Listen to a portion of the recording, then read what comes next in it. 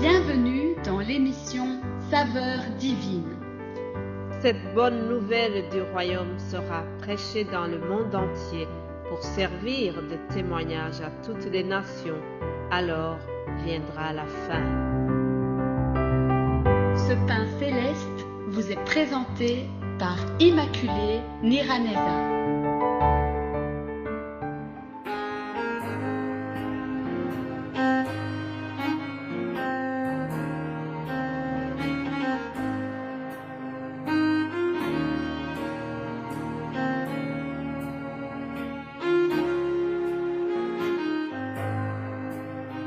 Shalom, bien-aimés de Dieu qui suivent cette émission, que la paix de Christ soit avec vous.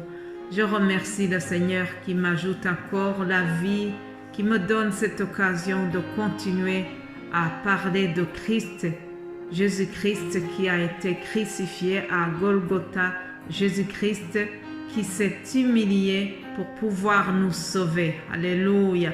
Jésus-Christ a été injurié, humilié, pour que nous soyons sauvés. Alors, lisons Matthieu 27. Matthieu 27, à partir du verset 27, nous voyons comment Jésus a porté une couronne d'épines. Les soldats du gouverneur conduisirent Jésus dans le prétoire. Ils assemblèrent autour de lui toute la cohorte. Ils lui ôtèrent ses vêtements et le couvrirent d'un manteau écarlate. Ils tressèrent une couronne d'épines qu'ils posèrent sur sa tête et ils lui mirent un roseau dans la main droite. Puis, s'agenouillant devant lui, ils le raillaient en disant « Salut, roi des Juifs !» Et ils crachaient contre lui, prenaient le roseau et frappait sur sa tête. Après s'être ainsi moqué de lui, ils lui ôtèrent le manteau et lui remirent ses vêtements et ils l'amenèrent pour le crucifier. Voilà, notre lecture s'achève ici. Aujourd'hui, chers amis, je voudrais que nous parlions de cette couronne d'épines. Jésus a été humilié en subissant cette couronne d'épines. Comme vous le savez, nous sommes en train de voir la rédemption. Jésus-Christ est mort sur la croix pour la rédemption de l'humanité. En d'autres termes plus faciles, c'était pour que l'humanité soit sauvée. Alors, il y a eu différents acteurs dans cette rédemption. Les soldats romains l'ont torturé, ils l'ont humilié, et pire encore, nous venons de voir qu'on lui a posé une couronne d'épines sur la tête. Cette couronne est évoquée aussi dans l'évangile de Marc ainsi que Jean. Dans les trois synoptiques, nous voyons cette notion de couronne. Alors, pourquoi est-ce qu'on a posé la couronne d'épines sur la tête de Jésus? Premièrement, c'était pour se moquer de lui. C'était pour l'humilier davantage. C'était pour l'injurier. Mais, ce qu'ils ne savaient pas, ces soldats, c'est qu'en lui mettant cette couronne d'épines, ils sont en train de faire l'accomplissement de la prophétie. En effet, chers amis, rappelez-vous que je vous ai parlé de Ésaïe 53 où on nous parle de Jésus-Christ. Ésaïe l'a prophétisé bien avant que l'événement arrive. Ésaïe a dit qu'à la croix, il a porté nos souffrances et nos douleurs. Donc, ces soldats pensaient qu'ils sont en train d'infliger la douleur et la souffrance qui ont été prédites par le prophète Ésaïe. Bien-aimé en Christ, Jésus-Christ n'a pas porté la couronne d'épines par son choix. Cette couronne, nous venons de voir qu'elle a été placée sur sa tête par ceux qui voulaient le voir souffrir. Mais il y a une chose qu'ils ignoraient, c'est que le genre de souffrance que ses ennemis avaient à l'esprit était différent de celui que Jésus avait. Cette souffrance qu'ils imaginaient n'avait pas une valeur éternelle. Ils se sont moqués de son autorité parce qu'ils disaient qu'il était roi des Juifs.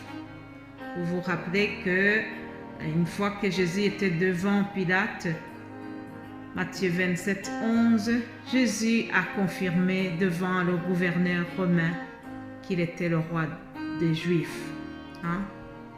Alors, ce que les ravisseurs de Jésus ne savaient pas, c'est qu'il était et qu'il est toujours le roi des rois et que le monde s'inclinera à ses pieds, comme dit la chanson. Tout genou fléchira devant lui. Toute langue confessera que Jésus est roi, qu'il est le Seigneur des Seigneurs. Je le confesse également. Toi qui écoutes ce message aujourd'hui, déclare encore que Jésus est le roi des rois. Alléluia. Même si les soldats pensaient qu'ils se moquaient de lui, mais ils accomplissaient la prophétie de Dieu. Alléluia. Jésus-Christ est le roi des rois. Aujourd'hui, je dois le déclarer. Et si tu crois la même chose que moi, déclare encore, sois fier que Jésus est le roi des rois. On lui a mis une couronne d'épines en pensant qu'on se moquait de lui. Mais, chers amis, je vous rappelle que les épines et les ronces sont évoquées comme signe de malédiction. Ça a été vraiment un signe de malédiction qui a été suite à la désobéissance d'Adam et Ève. Oui, la terre devait porter les épines et les ronces qui sont les symboles de malédiction. Malédiction qui a survenu la désobéissance d'Adam et Ève. Mais à la croix de Jésus-Christ, il a porté cette malédiction pour la transformer en bénédiction. Alléluia! Que Jésus est bon, chers amis. Jésus-Christ a transformé la malédiction en notre bénédiction. Alléluia! Nous devons remercier Dieu, nous devons remercier Jésus-Christ. Jésus-Christ à la croix, il a porté nos douleurs, il a porté nos souffrances. Les soldats qui l'ont injurié et humilié, ils pensaient qu'ils se tenteraient de gagner des points. mais tout cela a été accepté par Dieu pour que nous soyons sauvés. Celui qui s'est humilié a été finalement élevé. Alléluia. L'humiliation précède la gloire, chers amis. Jésus-Christ a été élevé, mais nous devons toujours considérer cela et en pensant aux souffrances, à la douleur qu'il a portée à la croix. Il nous reste un choix, c'est de lui obéir, c'est de l'accepter comme notre roi, qu'il soit le roi de notre vie aussi. Alléluia. Est-ce que tu l'as déjà reçu comme le roi qui règne sur ta vie? Je prie que ce soit le cas si tu n'as pas encore reçu Jésus-Christ comme le roi de ta vie. Invite-le, qu'il dirige ta vie, qu'il règne éternellement dans ton cœur. C'est ce que je te souhaite du fond de mon cœur. Sois béni, toi qui viens d'écouter ce message, et nous allons nous retrouver demain par la grâce de Dieu. Amen.